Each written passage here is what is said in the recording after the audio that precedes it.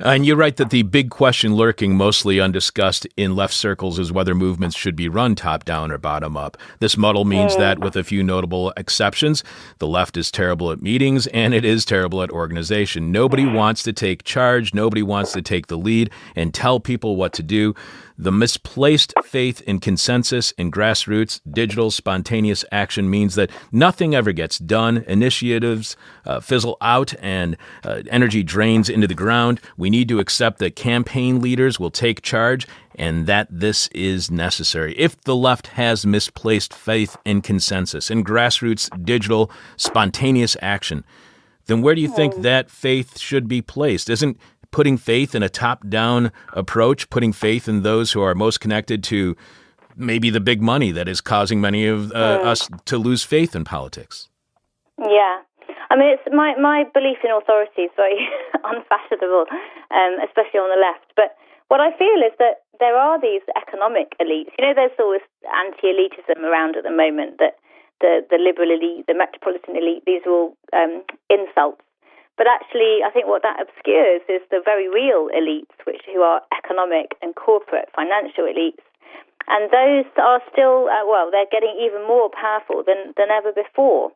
And yet what we've, what the populist right has done is to take what should be our anger directed at these very real powers, and it's directed it at those in authority. So we see this very much in and sort of opposition to doctors, experts, climate scientists, and also politicians. That these experts, these people who are leaders, we just hate that. But actually, it's kind of odd because we're quite happy with revering business gurus and CEOs, and they're the ones that whose authority and power we should be challenging.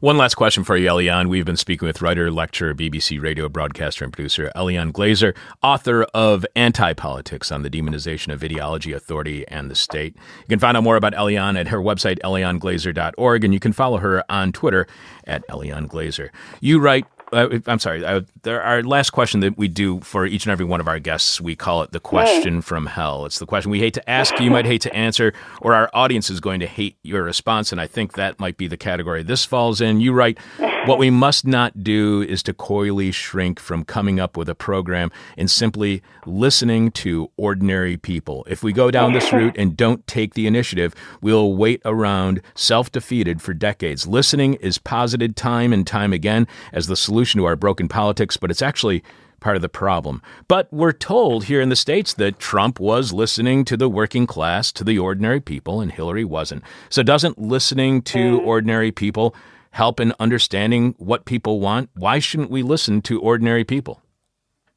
Well, I mean, I think the Democrats have lost touch with ordinary people, and I think that's a problem that the Democratic Party has to fix. And it's the same with the Labour Party in this country.